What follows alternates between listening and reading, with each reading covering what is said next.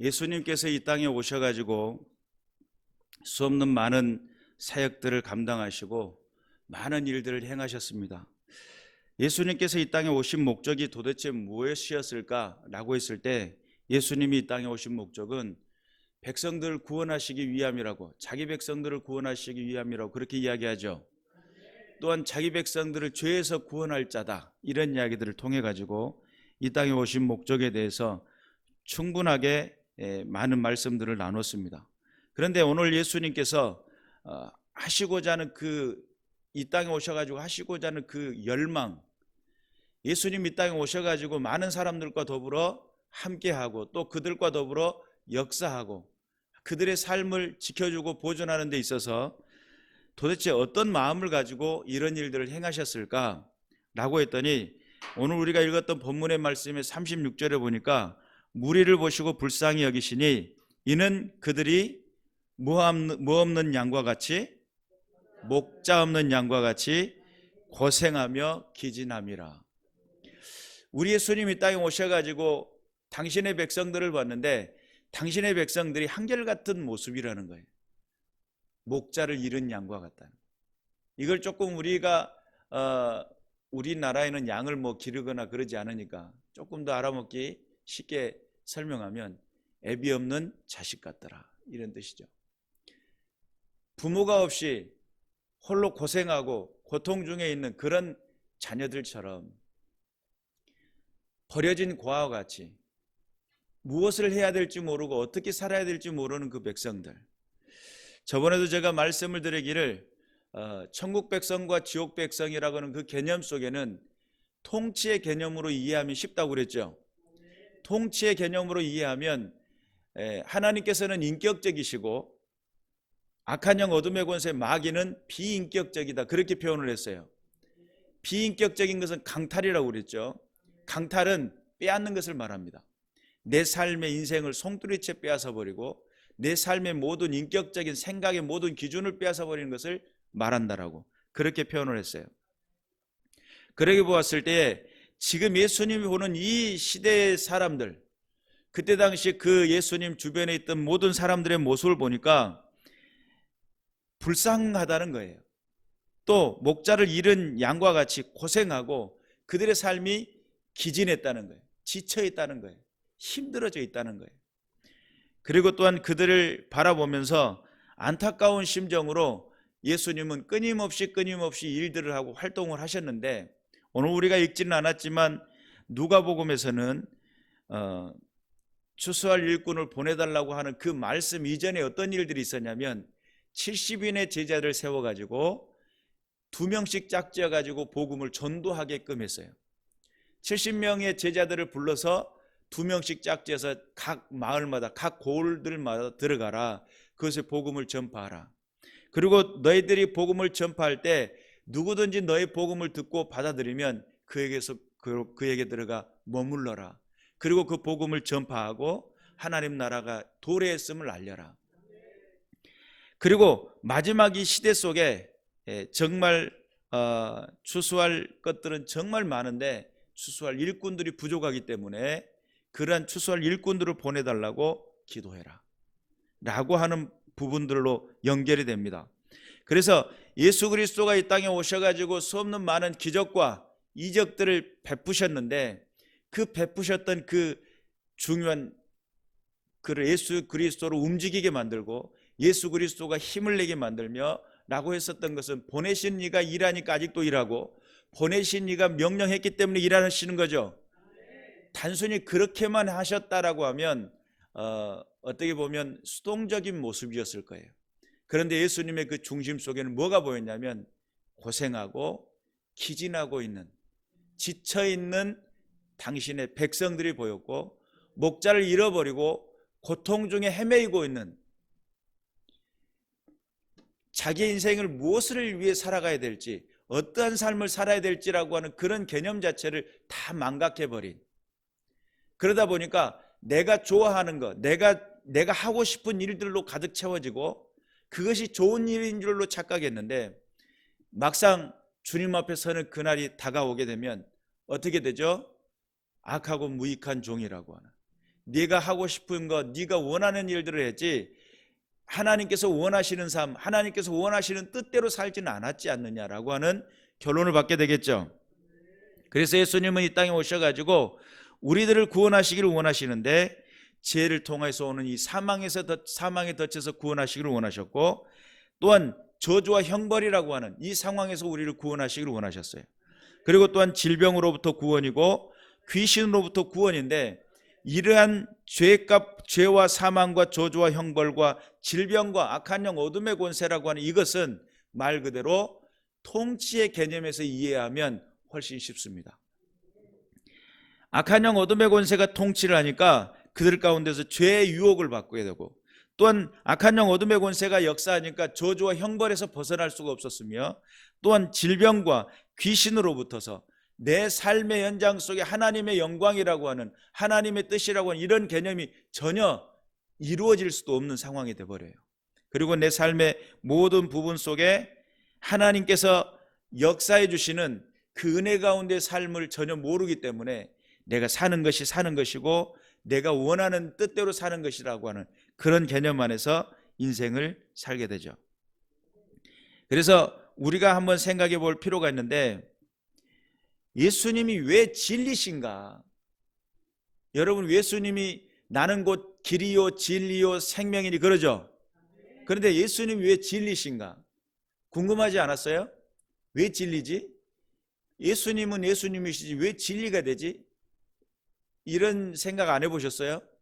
저는 많이 궁금하던데, 왜 진리신가라고 생각을 했을 때 예수님이라고 하는 이 존재, 이분이 존재함으로 인해 가지고 뭐가 규정이 되냐면 하나님이 살아계신다라고 하는 것이 규정이 돼요. 그래서 예수님의 존재는 살아계신 하나님이라는 거예요. 여러분, 우리가 알아야 될 것은 이 땅에서 모든 역사 가운데, 모든 상황 가운데, 모든 역사의 인류의 모든 흐름 가운데서 하나님이란 이름을 지워버리려고 하는 것이 인류의 제약이죠. 이 문화 가운데서 하나님의 이름을 지우려고 해요. 끊임없이 지금도 여러 가지 많은 문화적인 충돌로 일으켜가지고 그들의 어떤 인권을 주장하는 것처럼 보여지지만 실제적으로 하나님이라고 하는 것이 거슬려요. 하나님의 이름이 거슬리고요, 하나님의 존재가 거슬려요. 그리고 그러니까 나중에 그것이 인권이 제대로 어떤 지금 주창하고 있는 것들이 형성이 돼버리면 성경이 불법 저작물이 돼버리는 거게 돼요.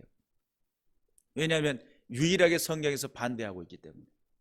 그러니까 하나님 앞에서 우리가 분명히 깨달아야 될 것은 이 세상의 모든 문화는 하나님을 없애게 하려고 하는, 하나님을 이 땅에서 존재 자체를 없애려고 하는 것이 이 땅의 문화요, 이 땅의 역사라는 거예요. 그런데 예수의 존재는 하나님의 창조주신 하나님이 건재하시다, 하나님이 실존하시다라고 하는 걸 보여주는 증거이기 때문에, 그래서 예수님의 존재는 왜 진리인가? 예수님의 존재 자체가 하나님이 실존한다는 결론을 가지고 있어요. 또한 예수 그리스도의 존재는 구속사의 계획의 모든 결정적인 완성의 시작입니다. 이해가 되시죠? 결정체예요. 예수님의 하나님의 구속사의 결정체이시면서 그 시작점이 예수 그리스도로 시작을 해요. 물론 선지자라든지 모세의 글이라든지 수없는 많은 성경들이 그것을 점점 이루어져 가고 있는 구속사의 어떤 단계를 밟아가고 있었지만, 그 모든 구속사의 완성을 일으키시는 시작점이 예수 그리스도라는 거예요. 그리고 그 끝은 또 예수 그리스도예요. 예수 그리스도가 존재한다는 그 자체의 이름이 뭐냐면 하나님은 살아계시고 그분의 구속사 계획이 있으며 하나님의 뜻 가운데 이 인류는 심판이 기다리고 있다라고 하는 사실이죠. 그래서 여러분, 세상에 심판이 있다라고 하는 것은 이걸 또 다른 말로 바꾸면 유통기한이 있다라고 하는 뜻이에요. 이 세상의 모든 것은 유통기한이 있어요. 그러죠? 70이요 강간하면 몇이라고요? 80이죠? 올해 80이신 분은 유통기한이 다 됐다고 봐야 돼요. 근데 여기서 조금 더 살게 하시는 것은 하나님의 뜻이에요. 네. 지금 70줄에 들어가실 분들도 유통기한이 다 돼가고 있다는 뜻이에요. 그런데 우리가 하나님 앞에서 그 유통기한이라고 하는 그 개념은 어떤 개념을 알아야 되냐면, 이 땅의 삶이라고 하는 것이 내 마음대로 내 뜻대로 사는 것이 전부가 아니라는 것을 알게 돼요. 아, 나를 이 땅에 존재케 하신 하나님의 뜻이 있구나. 이 땅에 존재케 하신 하나님의 그 뜻을 따라서 하나님의 영광을 드러내는 믿음의 군사들 되시길 바라고, 예수 그리스도가 왜 진리시냐라고 하는 그 개념 속에는 하나님의 존재가 확증되며 구속사가 흐르고 있다는 것을 알게 되고, 또한 모든 이 구속사의 종착역은 심판이라고 하는 결론을 도달하게 됩니다. 그래서 여러분, 우리가 알아야 될 복음의 양면이 있어요. 복음은 한쪽 단면만 있는 게 아니에요. 예수 믿고 구원받고 천국 가세요 라고 하는 이 메시지만 있는 것이 아니고, 예수 밖에서는 당신은 심판과 저주와 형벌이 기다리고 있습니다라고 하는 메시지가 함축되어 있어요. 그래서 그 모든 저주와 심판과 형벌을 피할 수 없으며, 당신은 저주와 형벌과 사망의 덫에 걸려 있습니다 라고 하는 전제가 깔려 있는 거예요. 예수 믿고 구원 받으세요라고 하는 이 메시지 속에는 당신은 사망과 저주와 형벌과 그 모든 악한 영 어둠의 덫에 걸려 있습니다. 당신은 새와 같은데 새가 덫에 걸려 있고 올무에 걸려 있는 것과 같습니다. 그 사망의 덫에서 건져주실 리, 그 형벌과 저주 가운데 건져주실 리가 있는데 그분이 바로 예수입니다. 이게 복음이에요. 그래서 복음은 단순히 복음이 뭐예요? 그러니까 예수예요. 이것은 진짜 달팽이 엑기스처럼 꽉 짜놓은 거고요.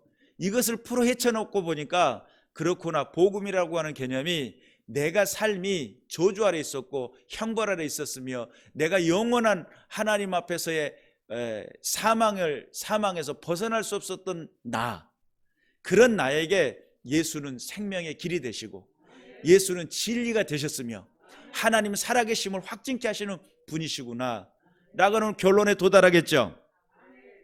그래서 예수 그리스도가 이 땅에 오셔가지고 그토록 하시고 싶었던 게 뭐냐면, 전에도 제가 하나님 나라의 존재 방식, 천국이라고 하는 하나님 나라의 존재 방식에 대한 이야기를 한 적이 있어요. 한 몇 달 전에 하나님 나라가 이 땅에 존재할 수 있는 방식에 대한 이야기를 했어요. 어떻게 존재합니까? 라고 했더니 가르쳤다.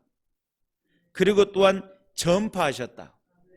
하나님께서 이 땅에 나라를 건설하시고, 하나님의 나라를 건설하시고 많은 백성들을 믿고 따르게 하시기 위해서, 여러분, 하나님은 인격적이라고 그렇게 이야기했잖아요.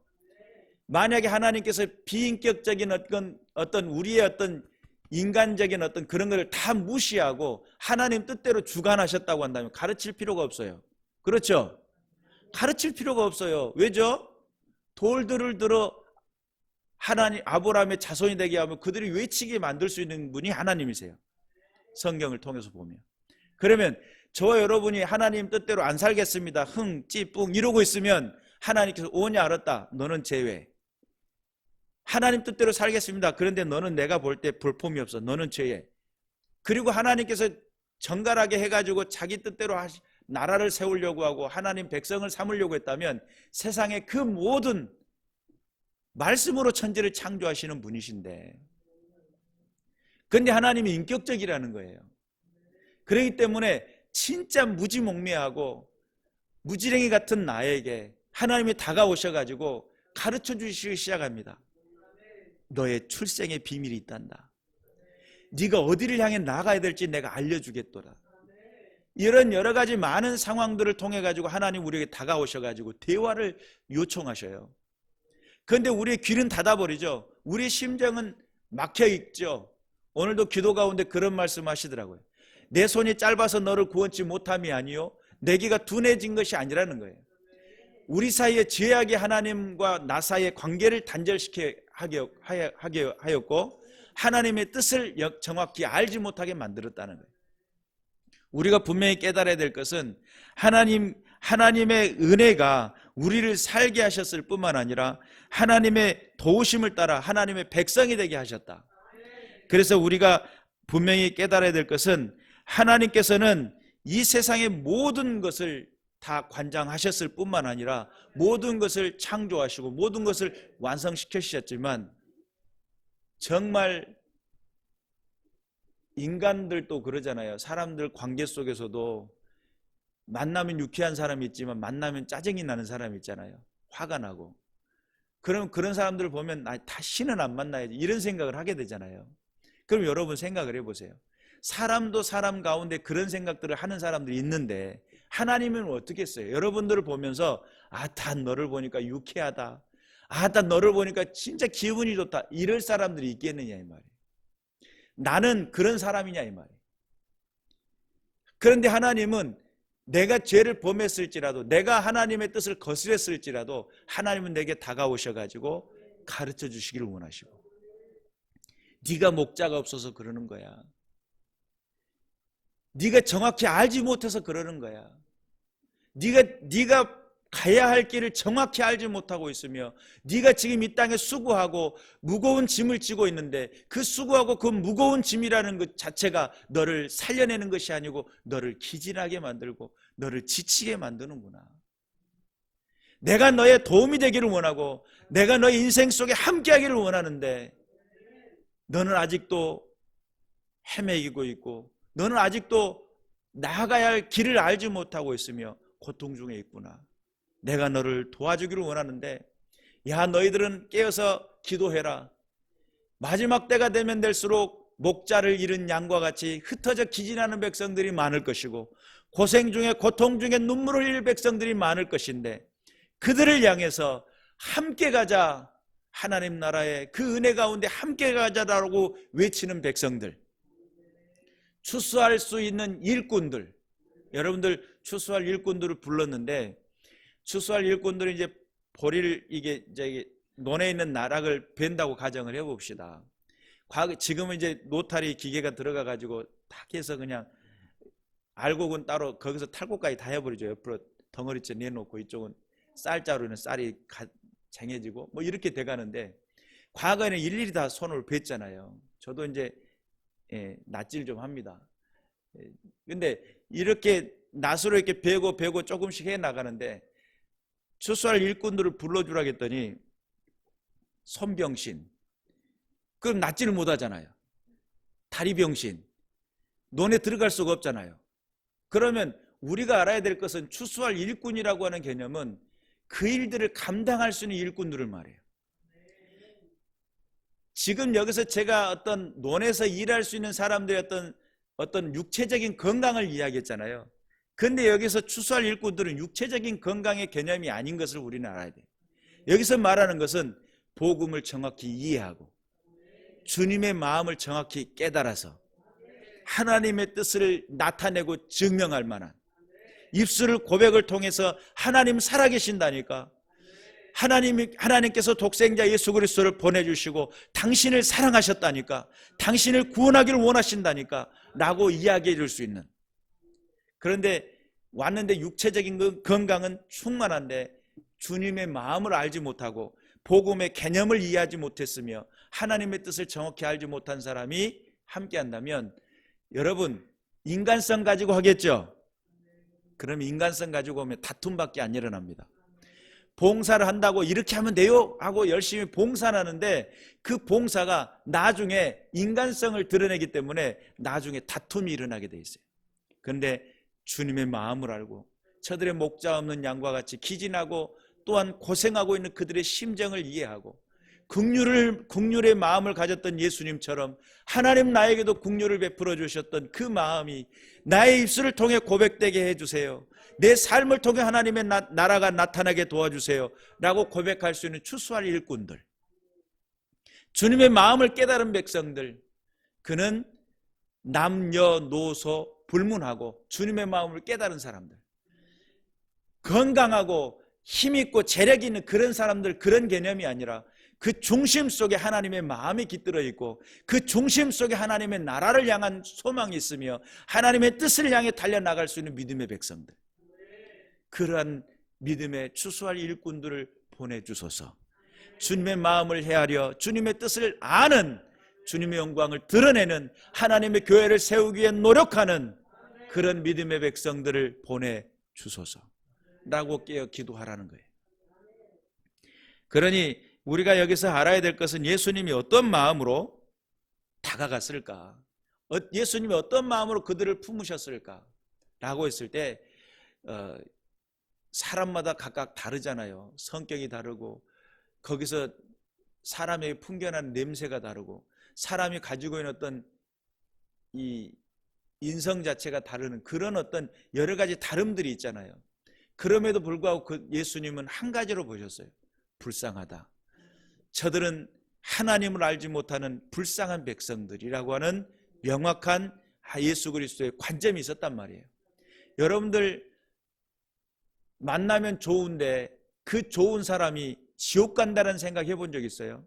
예수님을 모르면 지옥 가는 백성이구나, 하나님을 정확히 알지 못하면 하나님의 형벌 가운데 처해질 수밖에 없구나, 악한 영 어둠의 권세 가운데 죽을 수밖에 없구나, 그런 생각을 해본 적 없습니까? 만약에 그런 마음이 들기 시작하면 그는 하나님의 마음에 가까운 사람이고 추수할 일꾼으로 부름받은 가까운 사람이에요.